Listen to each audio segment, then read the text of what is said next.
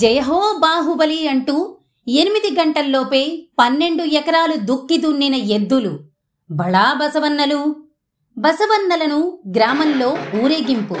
వివరాల్లోకి వెళితే కర్నూలు జిల్లా కోసిగి మండలం జంపాపురం గ్రామానికి చెందిన రైతు వనికేరి ఈశ్వర్రెడ్డి గారి ఎద్దులు గురువారం ఉదయం 4 గంటలకు తన పొలం నందు గుంటకను మొదలుపెట్టి మధ్యాహ్నం 12 గంటలకు లోపు దాదాపు 8 గంటల సమయంలో దుక్కి దున్ని భళా బసవన్నలు భళా అంటూ పలువురు రైతులు ప్రశంసించారు.